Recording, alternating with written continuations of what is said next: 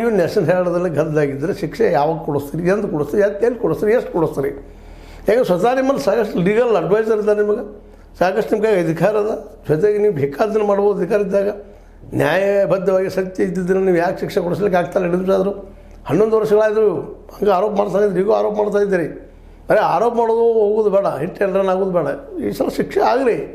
ರಾಹುಲ್ ಗಾಂಧಿಗೆ ಮತ್ತು ಸೋನಿಯಾ ಗಾಂಧಿ ಅವ್ರಿಗೆ ಜೊತೆಗೆ ದುಬೆ ಗಿಬೆ ಇರ್ತಾರೆ, ಯಾರು ಇದ್ದಾರೆ ಅವರೆಲ್ಲ ಆಗಲಿ. ಯಾಕಂತಂದ್ರೆ ನಮ್ಗೆ ಗೊತ್ತಾಗಲಿ ಹೌದಪ್ಪ ಸತ್ಯದ ಅಂತೇಳಿ.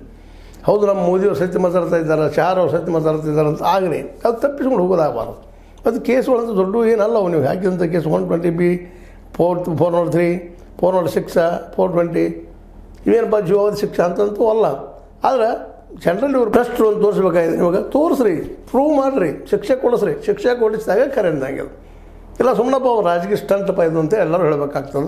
ಆದ್ರೆ SIR ಮಾತ್ರ ಬಹಳ ದಿನದಿಂದ ದಿನಕ್ಕೆ ಅತ್ಯಂತ ದಾಖಲೆ ಉಚ್ಚ ಬೆಳೆಸಿದ್ದಾರೆ ರಾಹುಲ್ ಗಾಂಧಿಯವರು. ಮೋಸ್ಟ್ಲಿ ಇದರಲ್ಲೇ ನಮ್ಮ ಜ್ಞಾನೇಶ್ ಕುಮಾರ್ ಅವರು ಸಿಗುವ ಎಲ್ಲ ಸಾಧ್ಯತೆಗಳು ಹೆಚ್ಚಾಗಿದ್ದಾವೆ. ಹೀಗಾಗಿ ಅದು ಮತ್ತು ಈ ಪಾರ್ಲಿಮೆಂಟ್ದಲ್ಲೂ ಡಿಸ್ಕಷನ್ ತರಲಿಕ್ಕೆ ಅವ್ರು ಪ್ರಯತ್ನ ಮಾಡ್ತಾ ಇದ್ದಾರೆ.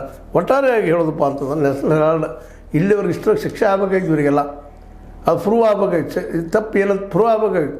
ಶಿಕ್ಷೆ ಘೋಷಣೆ ಆಗಬೇಕಾಗಿತ್ತು. ಎಷ್ಟೋ ಶಿಕ್ಷೆ 1 ವರ್ಷದಾಗಲಿ, 2 ವರ್ಷದಾಗಲಿ, 1 ಲಕ್ಷ ಆಗಲಿ, 10 ಲಕ್ಷ ಆಗಲಿ, 20 ಲಕ್ಷ ಆಗಲಿ, ಆಗಿದ್ದು 20,000 ಕೋಟಿ ರೂಪಾಯಿ ಇವ್ರು ಹೊಡೆದಾರ ನೀವು ಆರೋಪ ಮಾಡ್ತೀರಿ. ಇಡಿ ಆರೋಪ ಮಾಡ್ತದೆ. ಇಡಿ ಯಾರ ಕೈ ಆಗಿದೆ? ಈಗ ಸರ್ಕಾರಕ್ಕೆ ಆಗದ. ಇಡಿ ಆರೋಪ ಮಾಡ್ತದೆ, ಸರ್ಕಾರ ಆರೋಪ ಮಾಡ್ತದೆ. ತನಗೆ ವರದಿ ಕೊಟ್ಟದ 20,000 ಆಸ್ತಿನ ಹೊಡಿತಾ ಇದ್ದಾರಪ್ಪ ಇವರೆಲ್ಲರೂ ಅಂತೆ. ಹಾಗಾದ್ರೆ ಶಿಕ್ಷೆ ಯಾಕೆ ಕೊಡಿಸ್ಬಾರ್ದು?